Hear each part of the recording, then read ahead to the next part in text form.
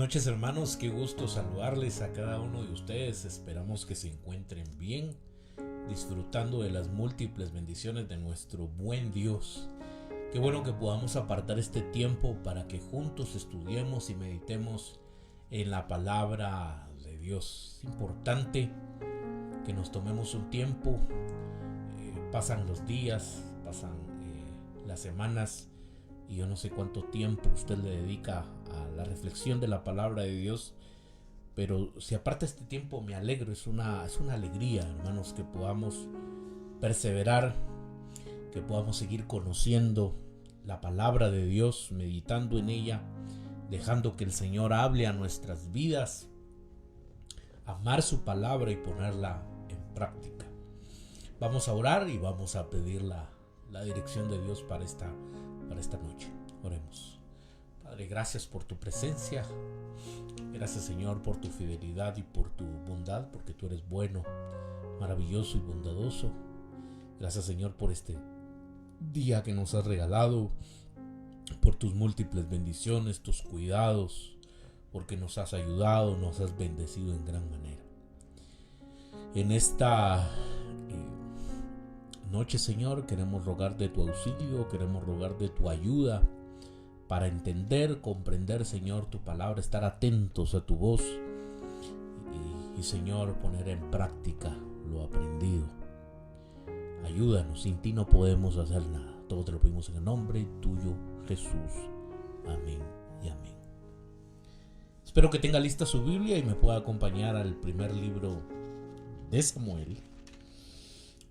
Hemos estado meditando en el capítulo 16, ya fue un capítulo en el cual finalizamos. En este capítulo hemos visto cómo Samuel unge a David. El profeta va a casa de Isaí, ve al hijo mayor, alguien alto de buen aspecto, y el profeta dice: bueno, este es el elegido por Dios. Y nos damos cuenta que Dios le dice al profeta: tú ves lo externo, pero yo veo lo interno, el corazón del hombre. Y a estos hombres el Señor los había rechazado, pero Isaí tenía al más pequeño, alguien que estaba pastoreando ovejas, y pues vemos al final que el profeta lo unge con aceite, y pues es el nuevo rey de Israel, el elegido por Dios. También vemos cómo el Espíritu Santo de Dios se posa sobre David, está con David. Y algo lamentable que hemos observado es que el Espíritu de Dios se va de la vida de Saúl. Y en ese momento la desgracia viene a la vida, a la familia, en toda la vida de Saúl. Todo se viene abajo, todo se viene al suelo. Inclusive dicen las escrituras que es atormentado por un espíritu malvado. Y ahora, nuevamente, en el favor que Dios le ha dado a David, se observa de que ahora Dios como levanta a David. El rey necesita a alguien que toque el arpa. Hablábamos que tipo de musicoterapia. Y pues ahí nuevamente está el hijo de Isaí, un muchacho llamado David, el cual tiene mucho talento, es bueno para tocar el arpa. Lo mandan a llamar y es increíble lo que sucede. También como David pues tiene el favor de Dios y tiene el favor de los hombres, porque el Espíritu de Dios está con David. Qué impresionante, mis hermanos, esto, al observarlo, de cómo un hombre ahorita está con el Espíritu de Dios, o el Espíritu de Dios, está con David, pero ha abandonado a Saúl. Llegamos al capítulo 17 y pues me gustaría enfocarme en esta noche en los primeros 32 versículos. Por cuestiones de tiempo no voy a leer pues estos 32 versículos, pero es la historia, una historia muy conocida sobre cómo David mata a Goliat. Esta historia, hermanos, pues muchas veces nos la contaron aquellos que tuvimos el privilegio de crecer en la iglesia desde niños, y pues íbamos a escuela dominical y nuestro maestro o nuestra maestra de escuela dominical muchas veces nos contaban esta famosa historia de David y Goliat. Hoy he titulado el mensaje frente a gigantes, frente a los gigantes. Vivimos, hermanos, en un mundo de necesidades gigantescas. Hoy vivimos en un tiempo de hiperinformación. Hoy constantemente estamos llenándonos, viendo información, escuchando. Y la pregunta y la reflexión es cómo nos hace sentir esto ante toda esa información que nosotros recibimos, que regularmente es una información negativa. ¿Cuál es nuestra respuesta a toda esta información que consumimos? Hoy existen temas como, por ejemplo, problemáticas ambientales, el problema de la pobreza. Se hacen campañas multinacionales y se hacen campañas para comprar localmente. Muchos dicen, bueno, ya no les compremos a las grandes empresas, comprémosles a las personas locales que ellas tienen necesidades. Otros dicen, hay que tener cuidado, comamos productos orgánicos, porque ya los productos que se venden en supermercados ya vienen alterados genéticamente.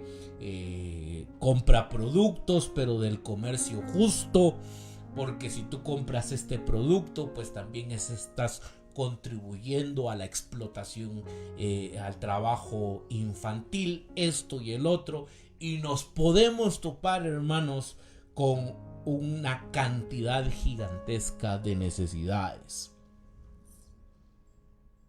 El problema de la salud pública a nivel nacional e internacional. Hermanos, están pasando por momentos difíciles.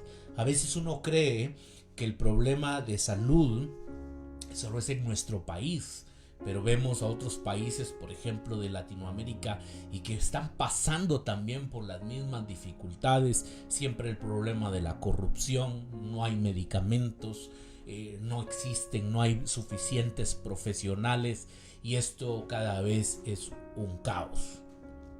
Por el otro lado, de una manera individual, ¿cuántas personas están luchando por mantener unida a su familia?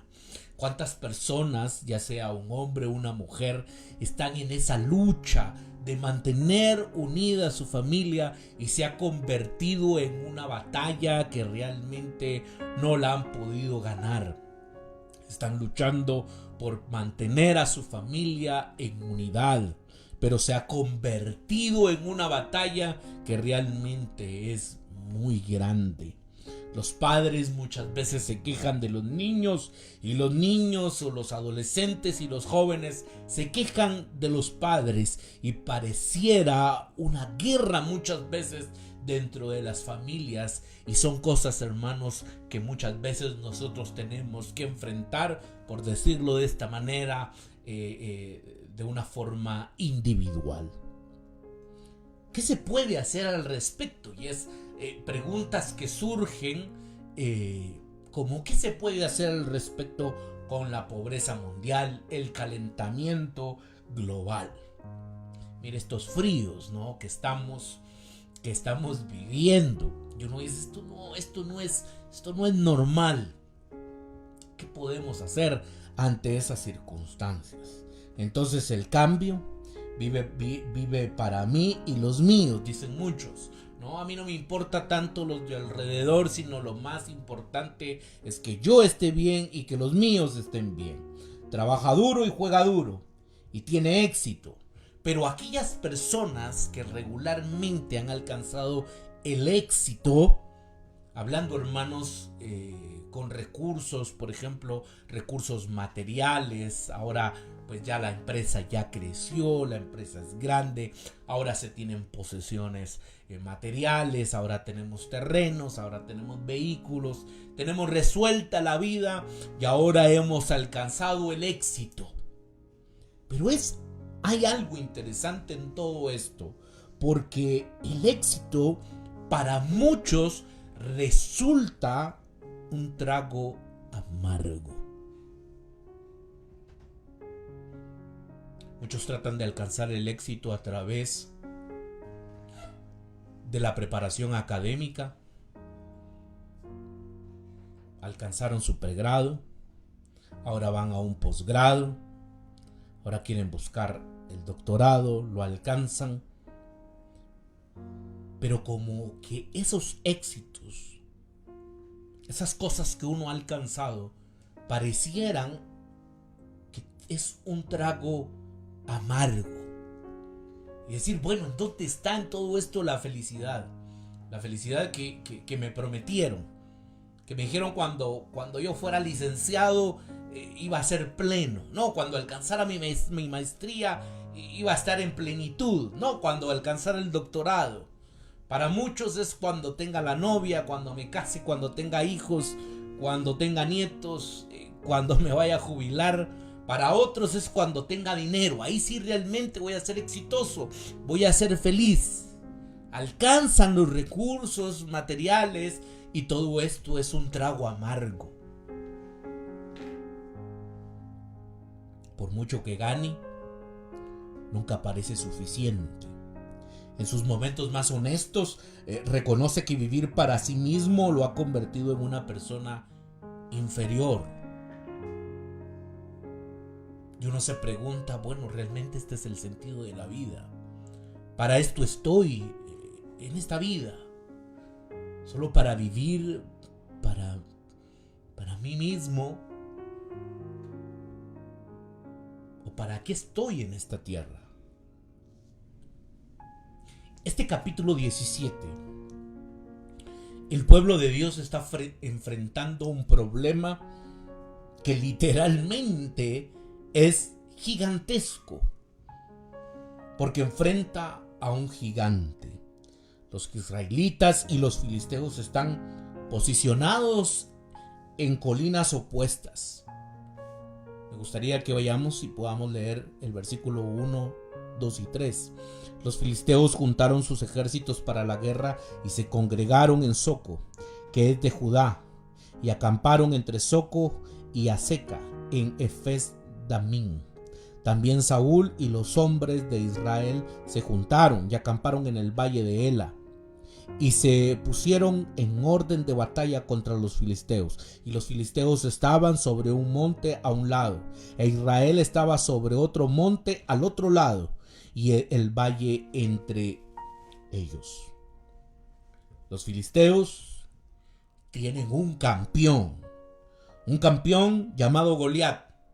Su altura era de 6 codos y un palmo, es decir, aproximadamente unos 3 metros.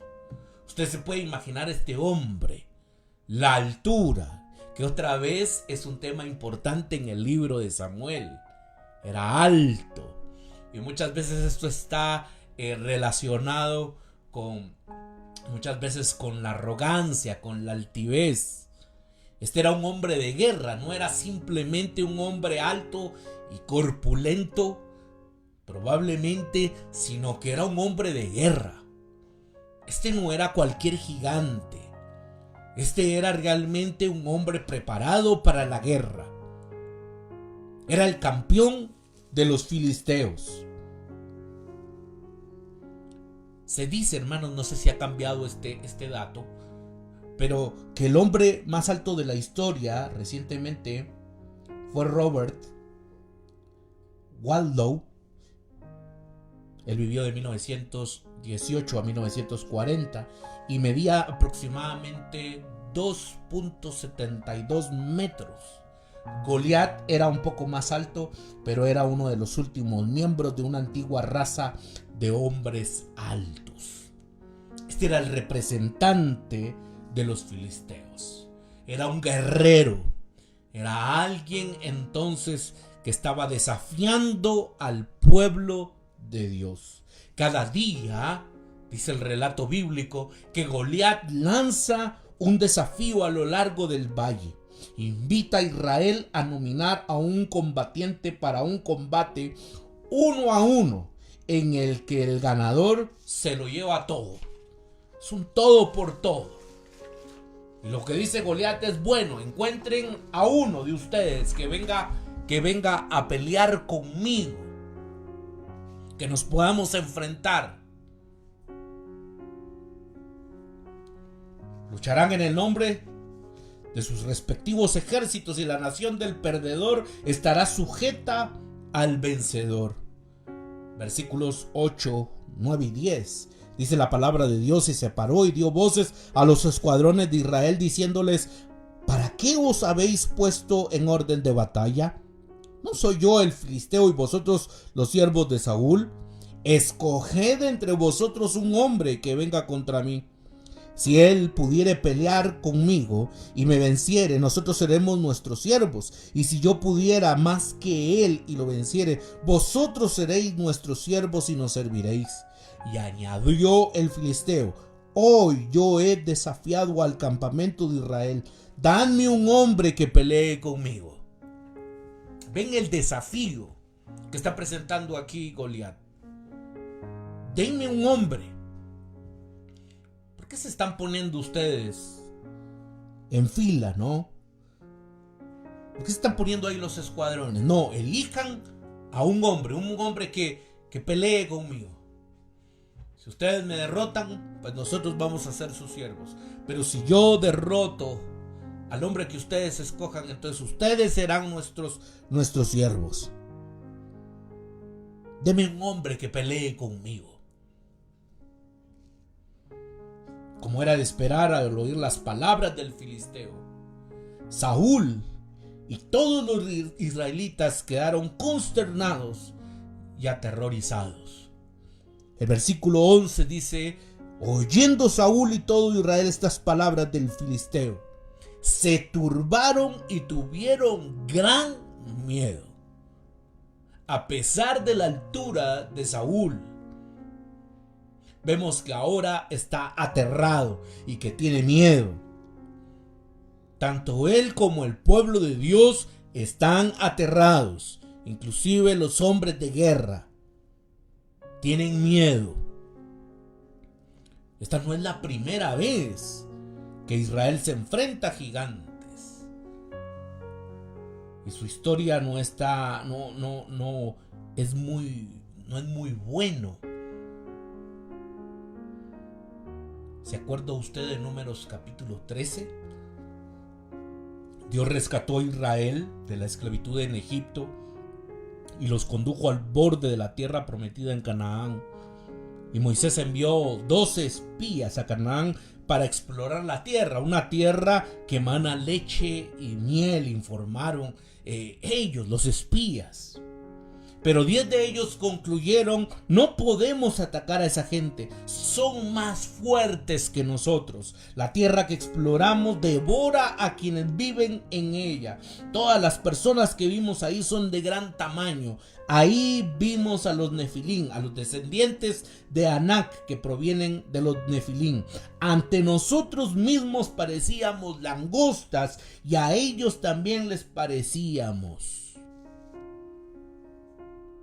¿Se acuerda de la conclusión de estos 10 hombres? De los espías.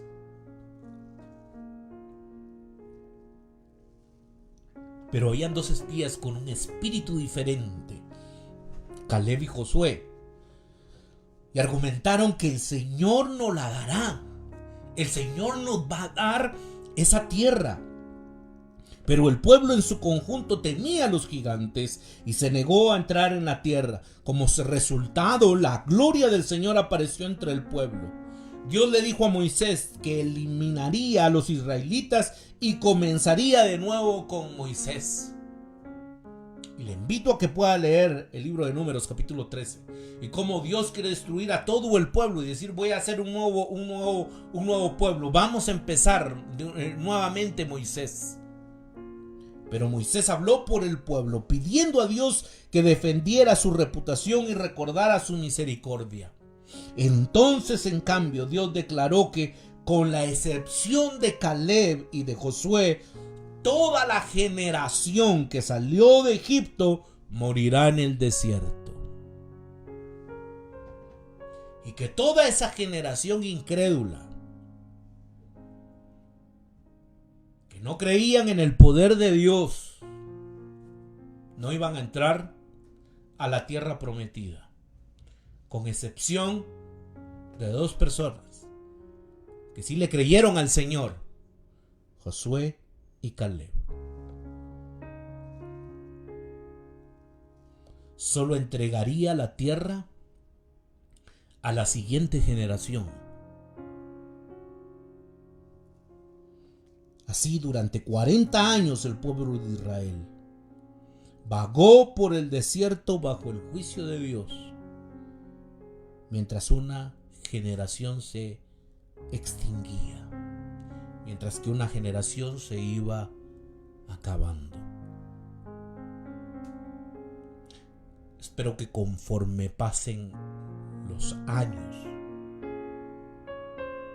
que nosotros no nos convirtamos en este tipo de personas incrédulas, que no creen en el poder de Dios, arrogantes, muchas veces encerrados en nuestros propios cuadritos. ¿Y quién nos saca de ahí? Espero que podamos ser como Caleb y Josué. Ahora, aquí en el capítulo 17 del primer libro de Samuel, los filisteos han invadido profundamente el territorio israelita. En el versículo 1 nos dice específicamente que están en Judá. De hecho, han deshecho la conquista de la tierra lograda bajo Josué. Es como que si estuvieran de regreso en el desierto, en el lugar donde Israel fue intimidado por gigantes. Y uno de esos gigantes ha regresado. Uno de esos gigantes está provocando miedo. Está turbando al pueblo, y no solo al pueblo, está turbando también al rey. ¿Se acuerdan lo que el rey les dijo?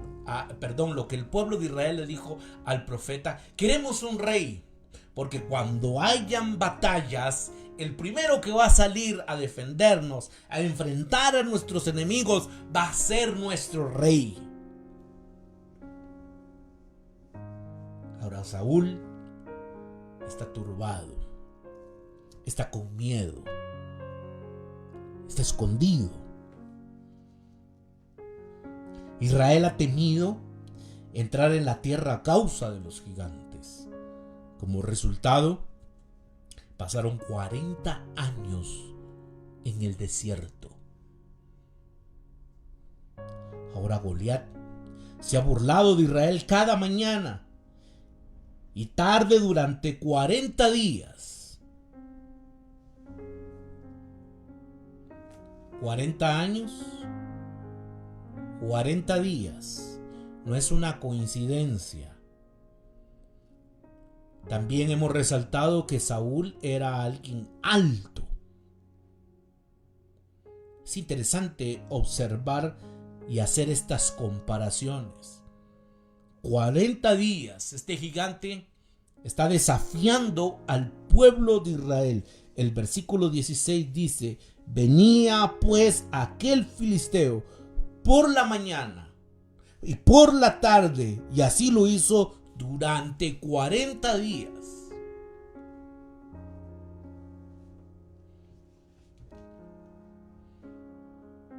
Saúl, vuelvo a repetirlo, era un hombre alto,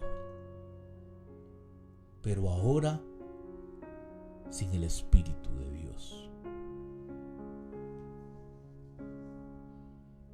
Se ha vuelto como Israel en el desierto.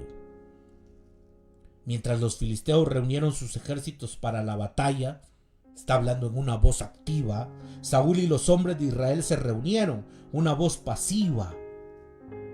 No hay un liderazgo proactivo. No hay un liderazgo en el cual les diga, bueno, vamos a salir a la batalla, sino que al contrario, están atormentados, están aterrados. Y ese es el liderazgo de Saúl. ¿Se acuerdan nuevamente cuando el profeta lo iba a ungir? Saúl andaba escondido por ahí. No es la primera vez que Saúl tiene miedo. Están turbados. Durante 40 días, Goliat provoca a Israel. Este es su momento de prueba y nuevamente fallan. Para ellos el gigante es imbatible. Verlo los hace huir. Versículo 24. Y todos los varones de Israel que veían a aquel hombre huían de su presencia y tenían gran temor. Cuando veían a este gigante, ellos huían porque tenían gran temor. Pero entonces David entra en escena como un nuevo Josué y Caleb, confiados en que el pueblo de Dios puede derrotar a los gigantes como lo hicieron antes. Los versículos de 12 al 15 explican que David ahora divide su tiempo entre servir en la corte de Saúl y cuidar ovejas en Belén. En este último cargo, su padre lo envía con provisiones para sus 3 hermanos mayores que sirven en el ejército. Isaí dice que los hermanos de David están peleando contra los filisteos, pero sabemos muy bien que están lejos de luchar contra los filisteos. Están atrapados en un tenso enfrentamiento, consternados y aterrados, mientras que los ejércitos se alinean uno frente al otro. David deja sus provisiones con el guardián del equipaje y corre a las filas. Versículo 22. Entonces David dejó su carga en mano del que guardaba el bagaje y corrió al ejército, y cuando llegó preguntó por sus hermanos si estaban bien. Quiere saber si sus hermanos están bien. Y David, hermanos, está listo entonces para la acción. Mientras David está en el campamento, Goliat repite su desafío, pero esta vez hay una gran diferencia. El versículo 23, hermanos, dice el pasaje bíblico: mientras él hablaba con ellos, he aquí que aquel paladín que se ponía en medio de los 2 campamentos, que se llamaba Goliat, el filisteo de Gat, salió de entre las filas de los filisteos y habló las mismas palabras. Lo mismo que había repetido durante 40 días, pero hoy hay una diferencia, y la diferencia es que David oyó.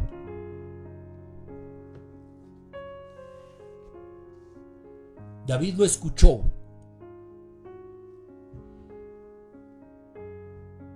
Y la actitud, vuelvo a Josué y a Caleb, un espíritu diferente que había en estos muchachos y un espíritu diferente que hay en David.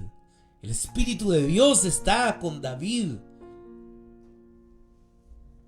Y David, interesante observar el relato bíblico, porque David pregunta: ¿qué recompensa se le dará al hombre que acepte el desafío de Goliat? ¿Cuál es la recompensa? Y cuando Eliab escucha y se entera de las preguntas, reprende a David, versículo 28. Y oyéndole hablar a Eliab, su hermano mayor, con aquellos hombres, se encendió en ira contra David y dijo: ¿para qué has descendido acá? ¿Y a quiénes han dejado aquellas pocas ovejas en el desierto? Yo conozco tu soberbia y la malicia de tu corazón, que para ver la batalla has venido. Siempre hay gente, hermanos, que nos quiere desanimar. En el caso de Josué y de Caleb, yo no sé si ustedes se acuerdan cuál fue la reacción del pueblo. Los querían apedrear, los querían matar. Ahora vemos de que David hace una pregunta, yo diría simplemente una pregunta. ¿Qué le van a dar al hombre que mate, que venza a este filisteo? Y viene Eliab y se molesta en gran manera. No, tú deberías estar allá cuidando a las ovejitas. Conozco tu corazón. Se enfurece. Tú solo has venido para ver la batalla.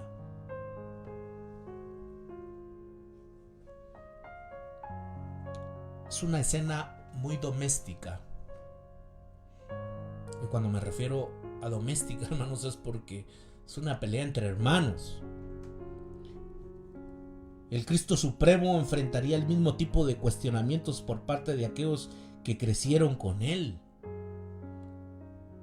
¿Pero acaso no es este el hijo de José, del carpintero?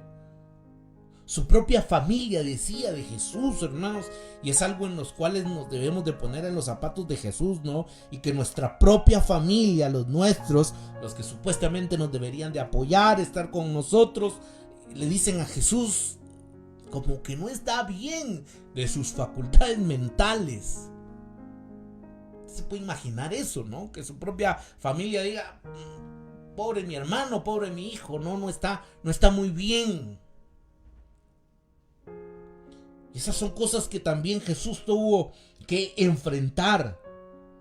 David responde con las palabras que recuerdan demasiado a las familias modernas. ¿Y ahora qué es lo que he hecho? ¿Cuál es el pecado? ¿Acaso no puedo preguntar? ¿Acaso no puedo pedir información? O sea, ¿cuál es aquí el pecado que he cometido? Ni siquiera puedo hablar. Versículo 29 dice, David respondió, ¿qué he hecho yo ahora? ¿No es esto mero hablar? En otras palabras, él está diciendo, yo solo estoy haciendo una pregunta. Ni siquiera puedo hablar. Así como lo sería Jesús, David es despreciado por su propia familia. A los suyos vino, dice el texto bíblico. El Evangelio de Juan, capítulo 1 y versículo 11. A los suyos vino, pero los suyos no le recibieron. David persiste con sus preguntas. Y la noticia llega a Saúl, quien envía por él. Imagínese al rey alto, pero prácticamente derrotado, con este joven y pequeño pastorcito parado frente a él. No sé si usted por un momento se puede imaginar, puede en su cabeza armar esta imagen, ¿no? Bien alto, corpulento, el rey parado enfrente de un jovencito, un pastor de ovejas.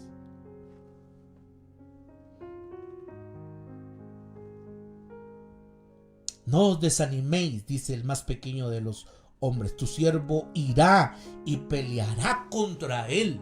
Versículo 32. Y dijo David a Saúl, no desmaye el corazón de ninguno a causa de él. Tu siervo irá y peleará contra este filisteo. ¿Cómo puede ser posible un rey alto, que debería ser un guerrero, que debería ser el primero en salir a las batallas, pero que está aterrado, lleno de miedo? Pero ahora hay un jovencito, alguien que probablemente pasa desapercibido, pero las palabras que le dice al rey son impresionantes. No desmaye el corazón de ninguno a causa de él. Tu siervo irá y peleará contra este filisteo. Lo que ninguno de los otros ha hecho, David lo va a hacer. Yo voy a pelear con él. Yo voy a pelear contra ese filisteo.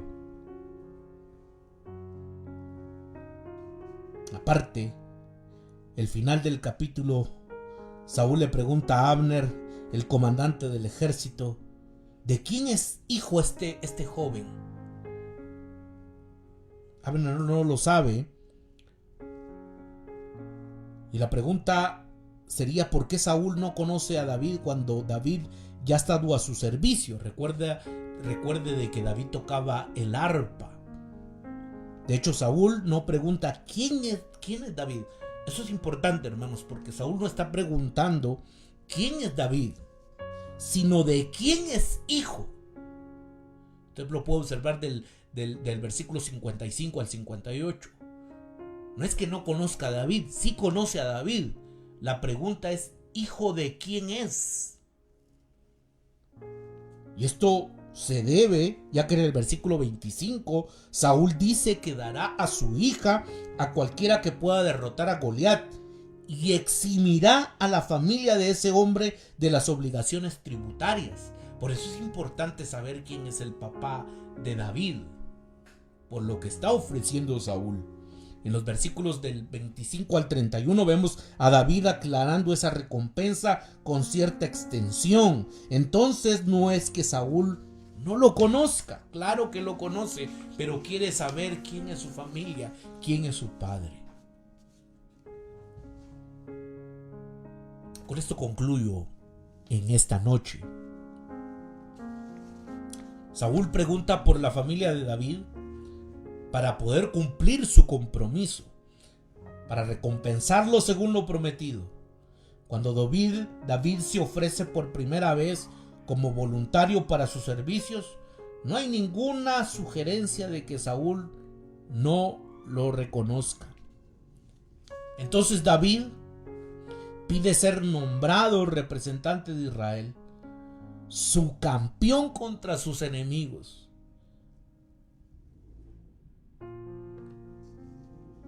Aquí hay un gran detalle.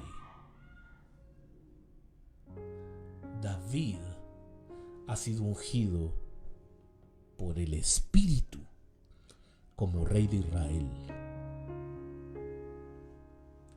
David ha sido ungido como rey de Israel por el Espíritu. Lo vamos a ver más adelante. Tratan de ponerle una armadura a David, la cual creo que le sirve más de estorbo. No tiene una espada, no tiene una jabalina, no es alto. Cualquiera podría decir, ¿qué va a hacer un muchacho con 5 piedras y una honda contra el campeón de los filisteos? Pero vuelvo a repetirlo. David ha sido ungido por el Espíritu como rey de Israel. Ahora quiere ser nombrado campeón de Israel. Si quiere ser el verdadero rey de Israel, entonces debe afrontar su tiempo de prueba. Será un tema en los próximos capítulos. Y comienza con un gigante. ¿Cómo es que comienza esto? Con un gigante enfrentándose a un gigante.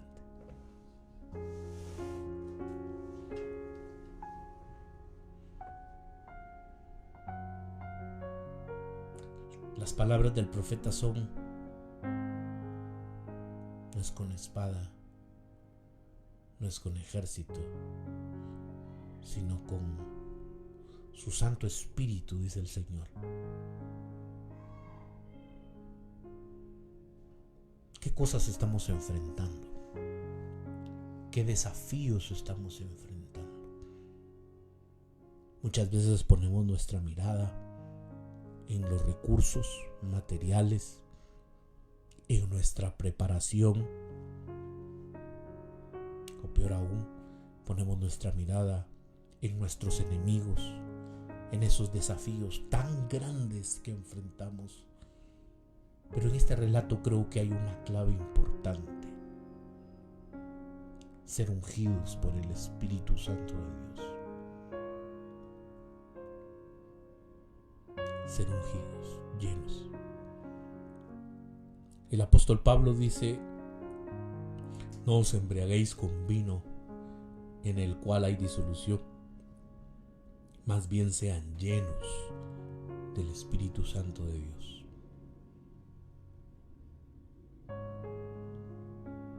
¿Cómo enfrentamos esos gigantes financieros? ¿Cómo vamos a enfrentar esos gigantes familiares? ¿Cómo vamos a enfrentar esos gigantes de la vida? La clave es en estar llenos del Espíritu Santo. Poder tener un espíritu diferente como lo tuvo Josué, como lo tuvo Caleb y como lo tuvo David. Dios, con pequeñas cosas, puede dar grandes victorias. Oremos. Padre, gracias por tu presencia. Gracias, Señor, por tu fidelidad. Porque tú estás en medio nuestro. Porque tú, Señor, no nos has dejado y no nos has abandonado. Tú eres bueno, tú eres maravilloso y bondadoso. En esta noche queremos pedirte perdón, porque muchas veces ponemos nuestra mirada y nuestra confianza en nuestras capacidades, en nuestros recursos, porque muchas veces ponemos nuestra mirada en los grandes gigantes. Señor, pero en esta noche rogamos y pedimos que nos llenes con tu Santo Espíritu. Poder tener un espíritu diferente como el que tenía Josué y Caleb, también David, respaldados por tu presencia. Tú conoces, Señor, nuestros desafíos. Tú conoces, Señor, lo que tenemos que enfrentar. Pero ayúdanos a ser valerosos y saber quién está de nuestro lado.